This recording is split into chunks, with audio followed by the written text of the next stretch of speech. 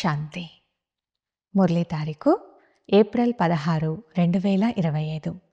బాబా యొక్క సాకార మహావాక్యాల సారాన్ని విందాం.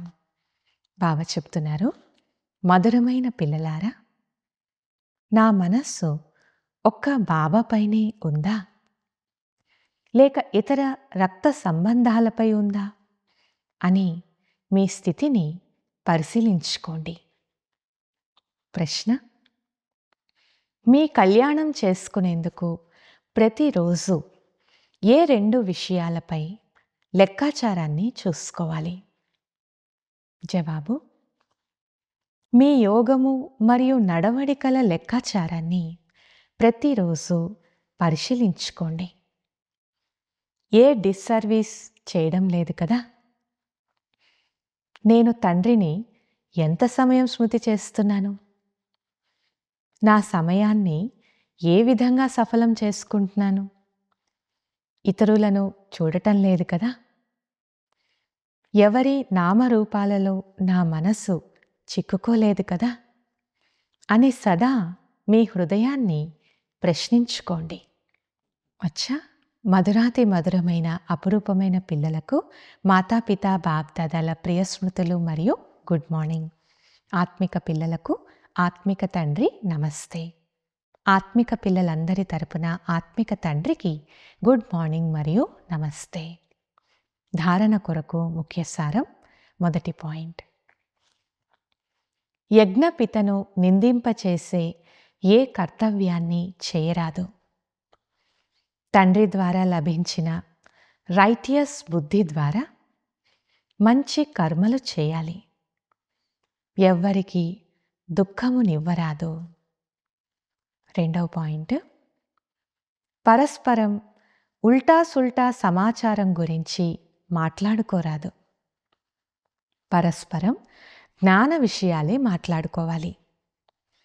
అసత్యము, సైతానీ మాటలు, ఇంట్లో గొడవలు సృష్టించే విషయాలు ఇవన్నీ వదిలి నోటి ద్వారా సదా జ్ఞానరత్నాలే వినిపించాలి.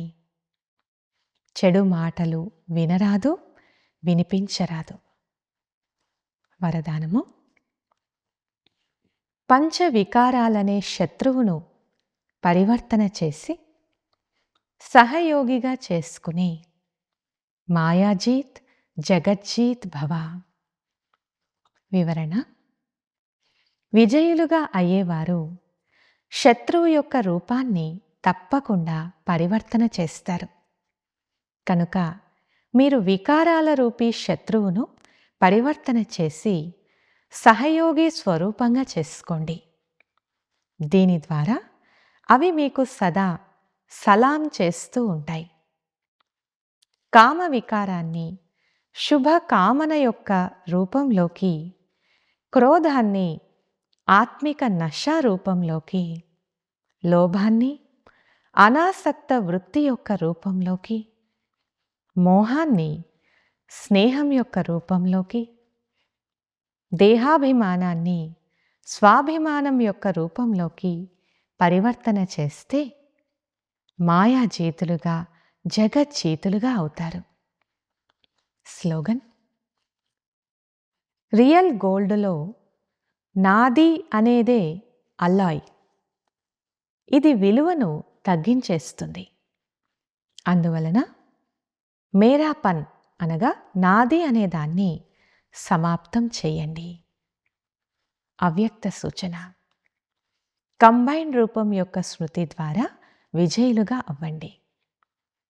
నేటి పాయింట్: ఎప్పుడైనా ఏదైనా కార్యంలో కానీ సేవలో కానీ ఒంటరిగా అనుభవం చేస్తారో అప్పుడు అలసిపోతారు.